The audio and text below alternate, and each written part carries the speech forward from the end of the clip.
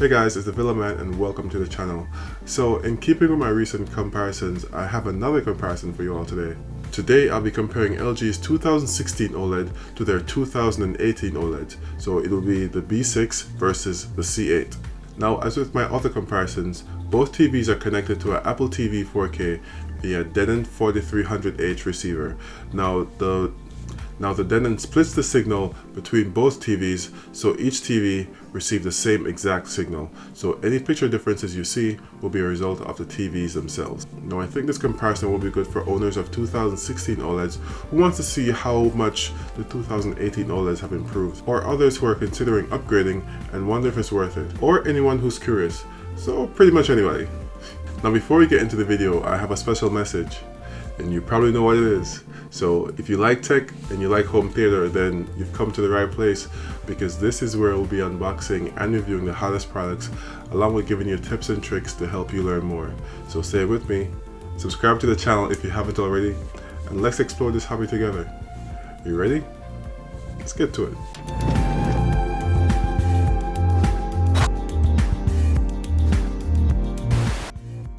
Now both TVs are 65 inches, and up top is the LG C8 and below it is the LG B6 OLED TV. So the first clip we'll be looking at is the title screen from Ready Player One, and as you can see off the bat, the B6 actually looks brighter. This is actually a trend I noticed on Dolby Vision sources. The B6 actually has higher luminance output than the C8. Now this is counterintuitive and goes against common sense, because the C8 should be better than the B6 in pretty much every regard, and I still think it is. And what it gains in brightness in this case, it loses in detail and contrast.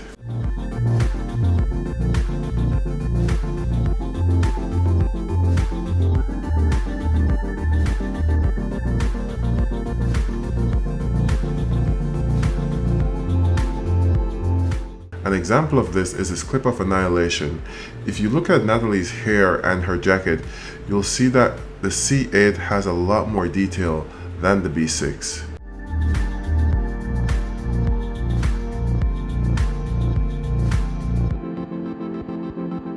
A lot of fine detail is lost on the B6, and the image ends up looking softer than it should.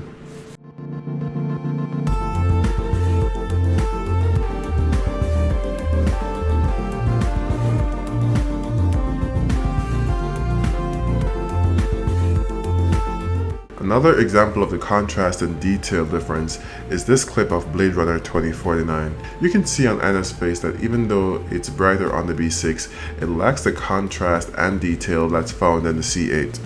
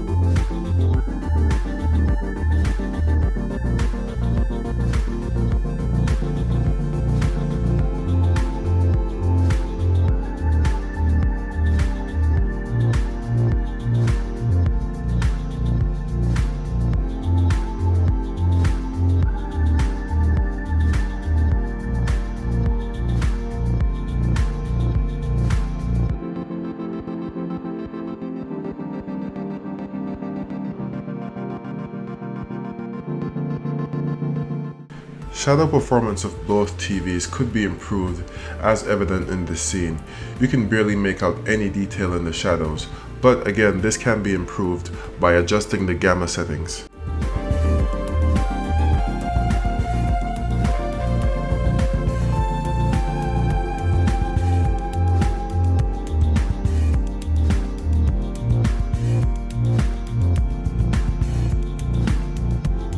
Now this clip of Alien is an HDR10 movie, and this performs how we expect it should.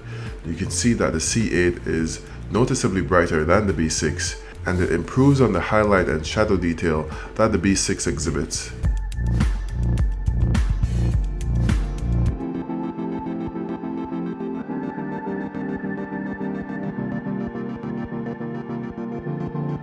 Now you may have noticed a delay in the picture of the B6. This is a direct result of the input lag on the B6 being higher than it is on the C8. So the same signal sent to both TVs will take longer to be displayed on the B6 than it does on the C8. And since the difference is significant, you can actually see it manifested.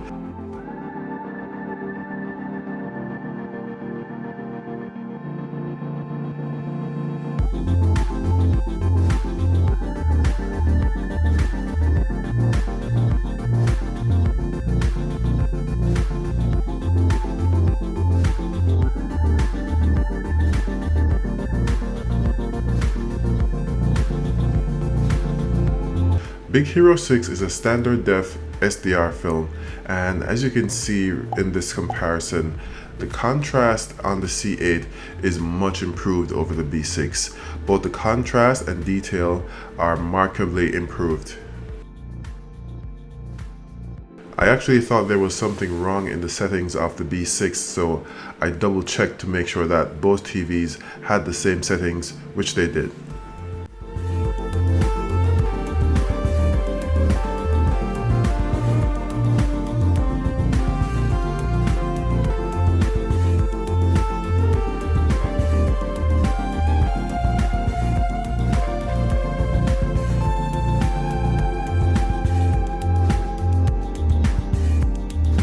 Batman v Superman is another great test of shadow and highlight detail, along with evaluating the midtones, as it possesses all of these. On this ISF Bright Room picture mode, there is some black crush in the shadows, but again, this can be adjusted in the gamma settings.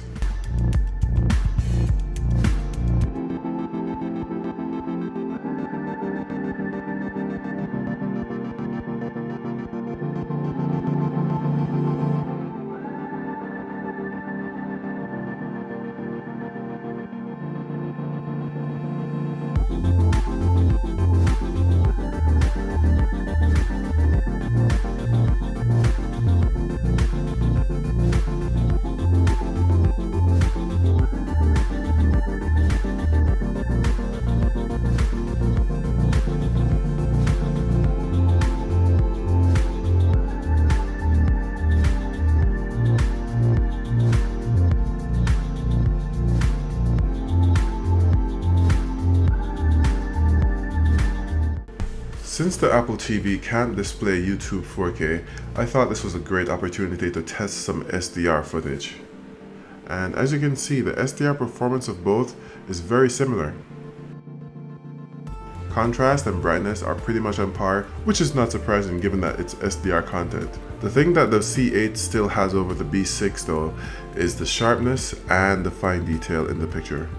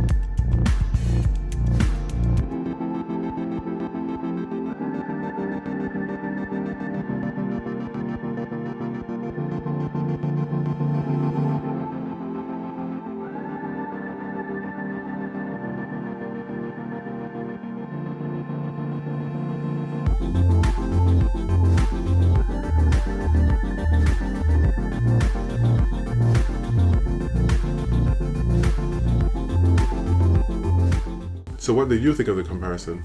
Well, personally, I think that there have been some great improvements in the C8 since the age of the B6.